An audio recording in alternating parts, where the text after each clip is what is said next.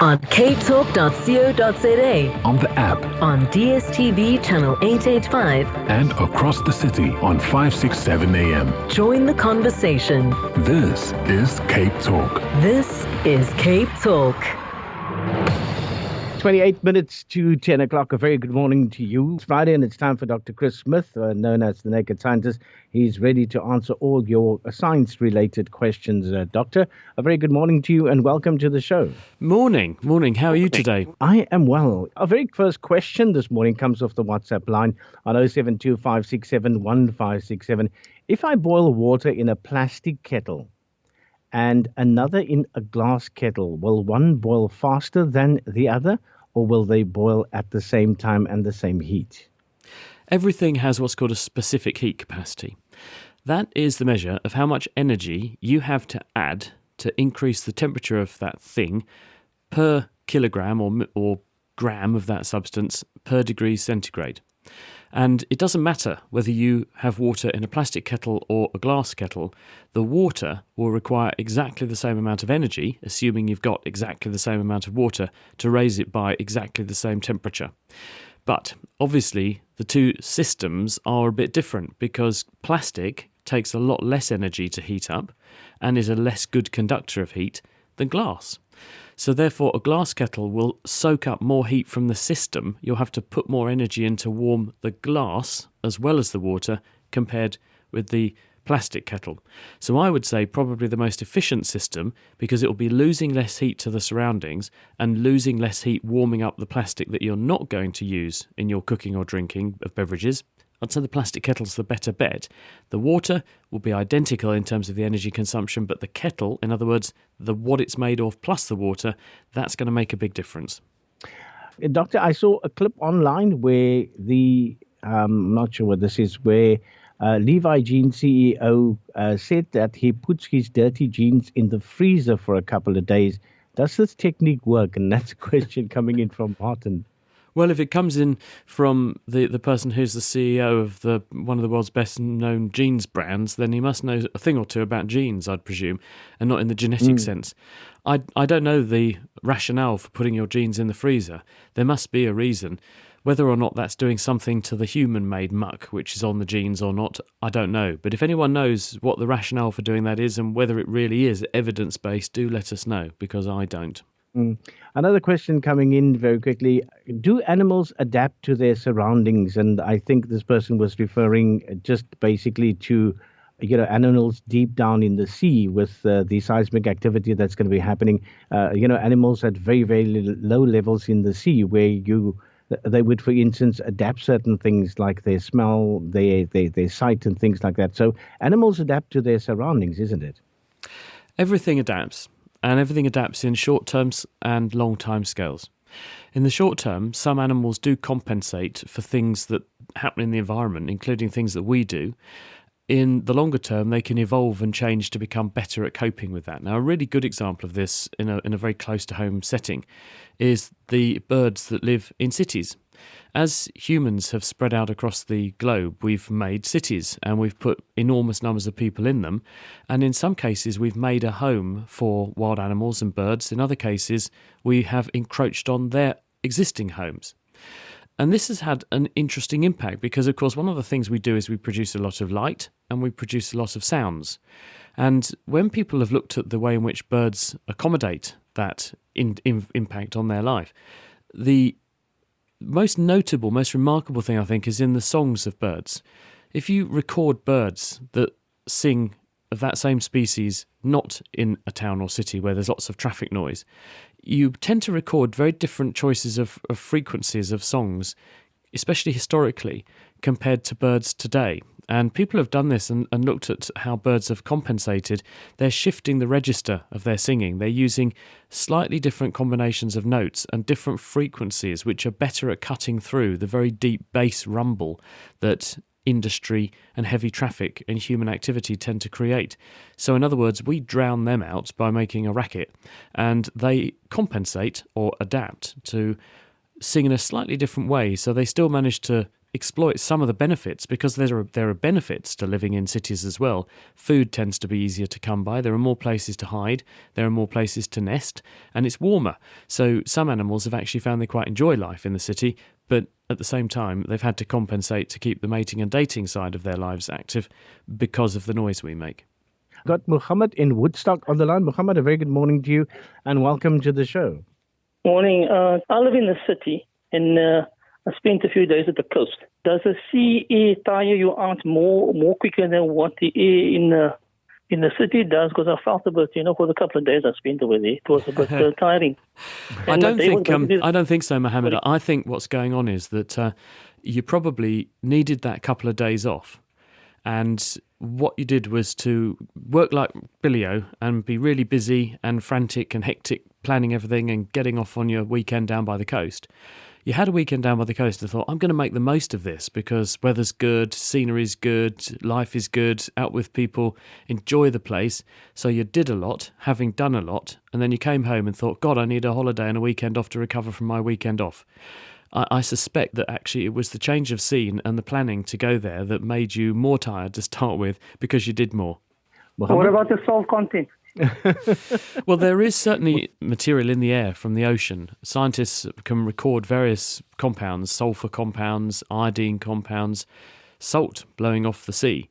It's in the air. As you walk along the coast, you are exposed to more of it. That's true. But that is not going to contribute so much to you feeling more tired. I don't think so. I think there are other factors in terms of lifestyle factors and the kinds of way we tend to live our lives. And when we have a rest, it tends to put us into a relaxation mode. And that makes you actually want to relax more because you do begin to unwind and that makes you feel tireder. So I think in your case, you just need to have another holiday. You need to get down the coast more often. You need a holiday from your holiday, Muhammad, and that's what Dr. Chris is saying this morning. Dr. Chris Smith with us this morning is the Naked Scientist. You can find all the details and discussions on his website at thenakedscientist.com. We've got a voice note in this morning, Doctor. Morning, Dr. Chris. Curious what causes an itch, not the itch caused by dry skin or allergic reaction or a rash, but just that one-off itch in the middle of your back or back of your head that it only gets better if you give it a scratch. Out of the blue, what causes that itch? And I guarantee half the population listening to this are now reaching for that spot in the middle of their back thinking, I feel a bit itchy. Everyone's shrugging their shoulders now. The minute you start to talk about itchiness, everyone starts wondering, do I itch? And then they convince themselves they do itch, and then everyone has a good scratch. The answer to this is the reason we have an itch sensation in the first place is because we have a population of nerve cells in our skin that are dedicated to conveying the sensation of itch. They're there because across our evolution we've been preyed upon by various parasites that burrow and drill and dig holes in our skin.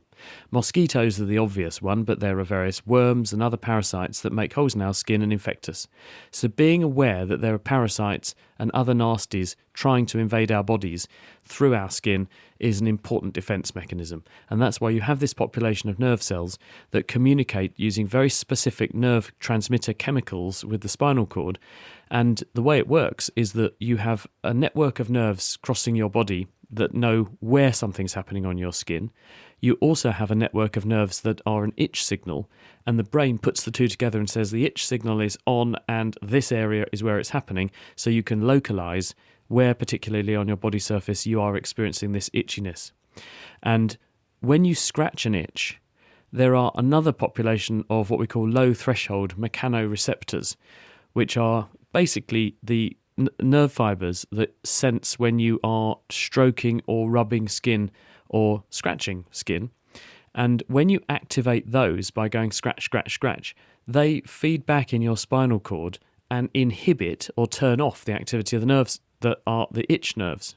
So in this way, you have a system for detecting when something might be happening on your skin surface, and you have a way of switching it off, a bit like the burglar alarm going off, and then you go and press the reset button, so you know you've paid attention to it. The ultimate goal is to alert you to something that might be happening on the skin. The reason you get the odd false alarm can be because a range of irritants will stimulate those nerve cells in the same way that the thing they're trying to detect would. It's a bit like going to the burglar alarm analogy again. The burglar's not breaking into my house, but the cat leapt up on the windowsill and it triggered it off. False alarm. Basically, a hairy jumper, some other chemical itch, something on the skin that irritated the skin in that point. The skin got itself a bit twisted up. The nerve cell that was the itch nerve cell for that particular area went into a spasm of extra activity temporarily and made you experience an itch that you wouldn't otherwise have had. But a very important system that keeps us safe from a whole range of nasties if you don't have it. Carol is on the line from Durbanville. Good morning, Carol. Good morning. I would like to know why I can't hear myself snoring, but I can hear my husband snoring. Oh, Carol, that's because you don't snore. Oh, there you go. That's the answer.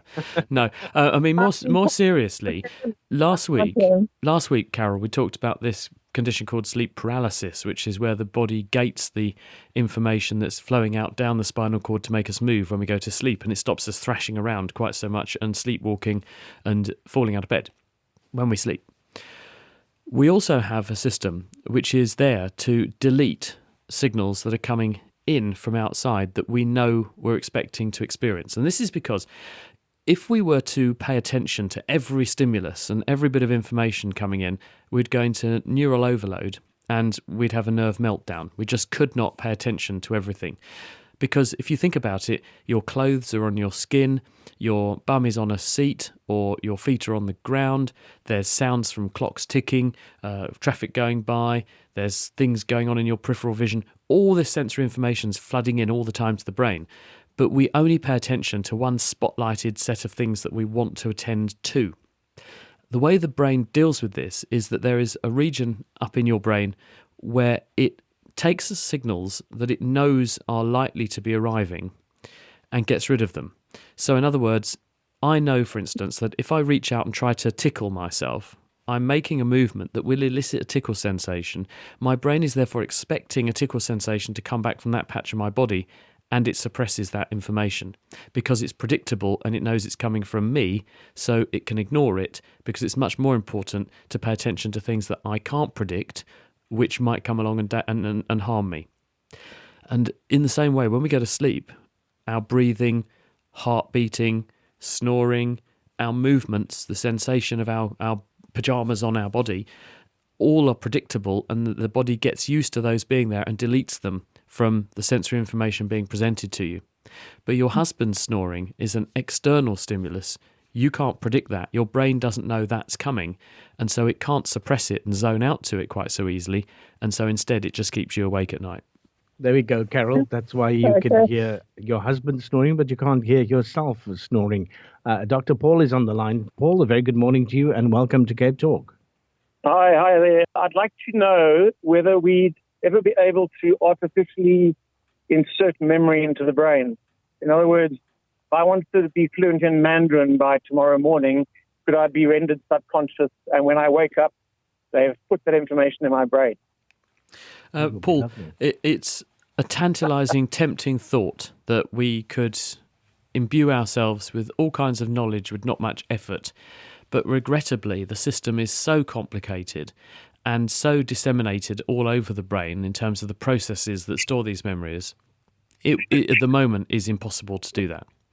We can certainly read people's thoughts now, and that sounds pretty scary, but you absolutely can ask people to go into a brain scanner and you can look at the patterns of brain activity. And if you've trained a computer algorithm, what sorts of brain patterns people make when they have certain experiences or imagine certain things or look at certain things, you can put back together from the brain imaging and brain activity patterns a picture of what that person is seeing in their mind's eye. And if you want to look the research up, Jack Gallant did this from California about 10 years ago. It's amazing.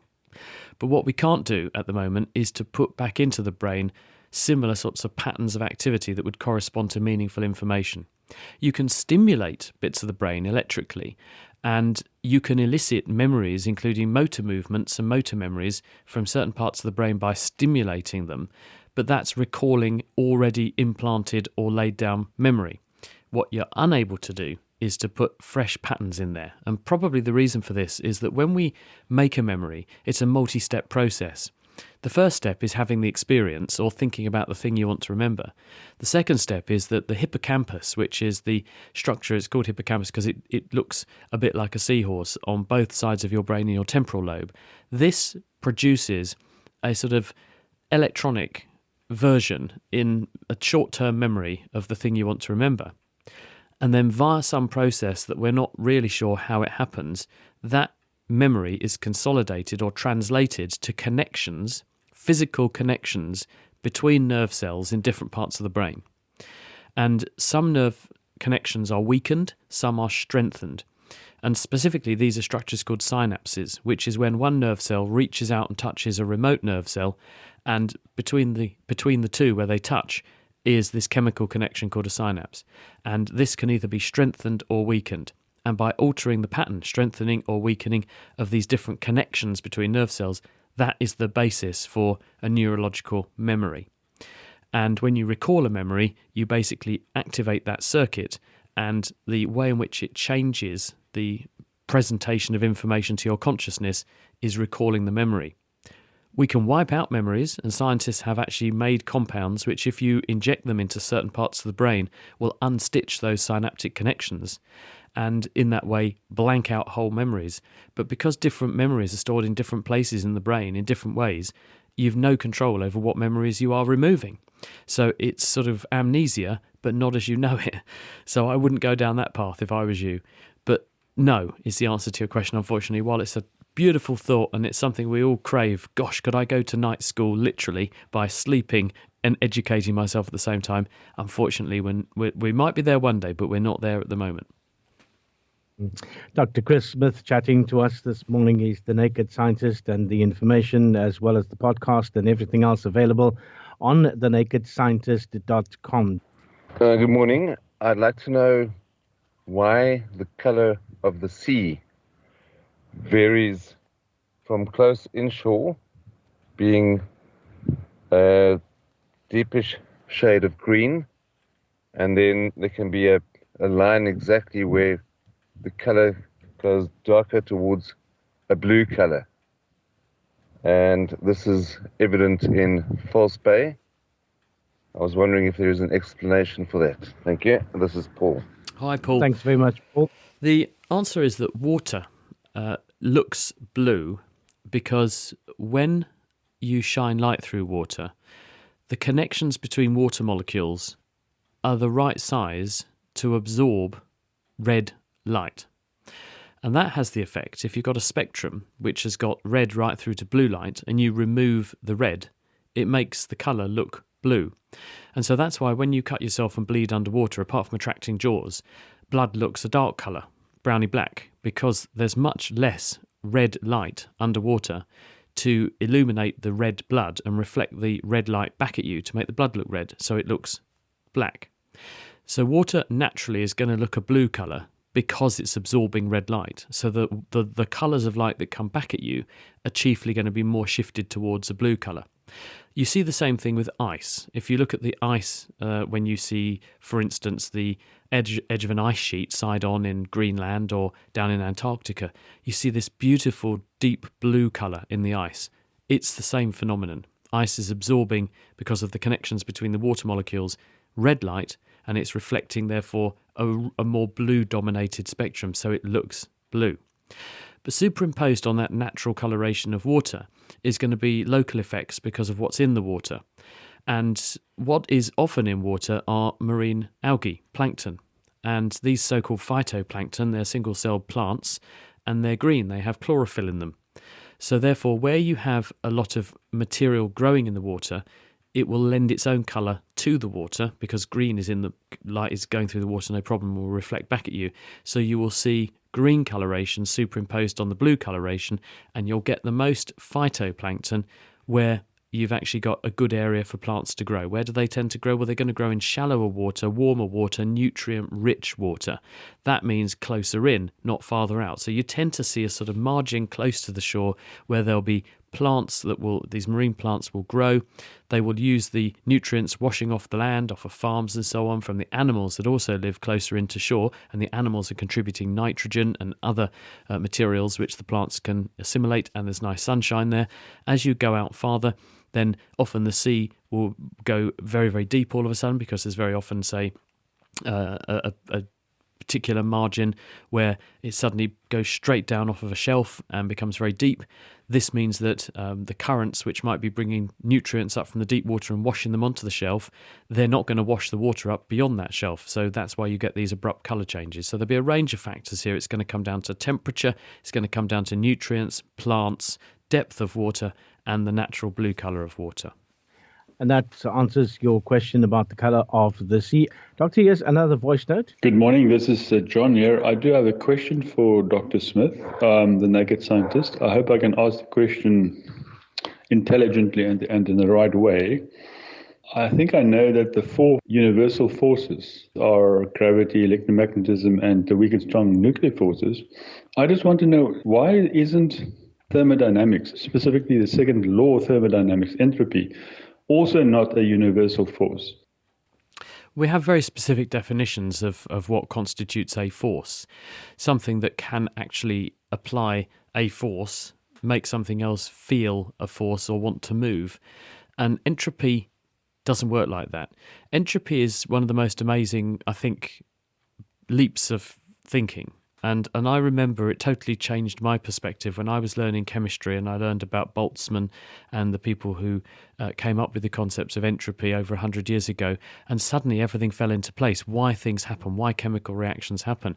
But entropy is a concept. The law of thermodynamics, things moving from a state of order to more disorder, from a state of where there's a lot of something to less of something everywhere, that is not a force so much as a concept, and therefore entropy is a useful way to explain why things happen, but forces are actually entities that make things happen. So they're actually not comparable. It's a bit of an apples and oranges comparison. Henry from Neisner, very good morning to you, and your question for Dr. Chris Smith. Good morning, Chris.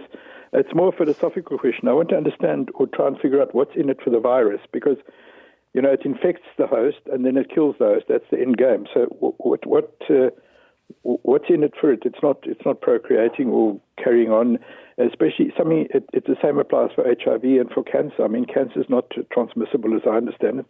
So it gets into a host, kills the host, and by de facto kills itself. So, what's the end game? Hi, Henry.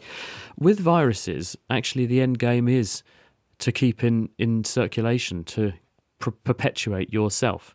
Viruses are effectively infectious bags of genes. They're so tiny that the only thing you can fit into a virus is the genetic message that tells the virus how to make more viruses. And it sounds a bit daft, doesn't it? This thing just exists for the sake of making more of itself. But really, I suppose humans are just a more complicated way of doing the same thing. But the virus doesn't have a goal in mind. The virus is a chemical entity. It's not alive in the sense that it doesn't think and have thoughts and have plans like you and I do. But what it does do is it follows the rule that you go into a cell, you make lots of yourself, you come out of that cell and you infect more cells, either the cells of the person you're in or cells of another person. But either way, you're sustaining yourself in the circulation. Now, some viruses do this in a way that means that they are very, very acute and they leap on a person and they make them really ill and really infectious really quickly, and then they leap off of that person, hopefully quickly enough before they kill that person, and they're on to the next one. Ebola is a good example of a virus like that. Other viruses are much more mild, and rather than just cause all their hosts to perish, and obviously you run out of hosts if you do that, like you're suggesting. So viruses which have adapted to their hosts and been evolving with their hosts for a long time, and a good example of this would be flu, for example, or measles. They can be very infectious and make people very infectious very quickly and immune in the aftermath, but they leap onto the next person and then infect them, but the person might then not remain immune for a really long time. So in other words, you don't kill off your host, you leave them behind in the population and either leave them alone to reproduce and make more hosts for you in future, which is effectively what measles is doing, or you rely on them losing their immunity after a while, which is what flu and coronavirus is doing. So it's not a given that viruses want to kill off their hosts and even do kill off their hosts. There are many viruses that rely on the survival of their hosts. And another example of that would be HIV, which it needs you to hang around fairly long term so it can pass itself on to lots of other people. If it killed you too quickly, then there wouldn't be enough opportunity to transmit to other third parties. Same with herpes simplex virus and chickenpox virus. These actually rely on you being viable and staying alive for your entire lifetime, but remain infectious for your lifetime so you can pass those viruses on to other people. So it's horses for courses here, and different viruses have different strategies, but their end game is not to wipe out their hosts. Most viruses evolve to be much more benign over time, so they don't wipe out their hosts, and in that way they maintain themselves with a big pool of people they can infect and keep themselves in circulation. Henry, I hope that answers your question. That's Henry from Neisner. You can get all the details that we've been discussing at thenakedscientist.com.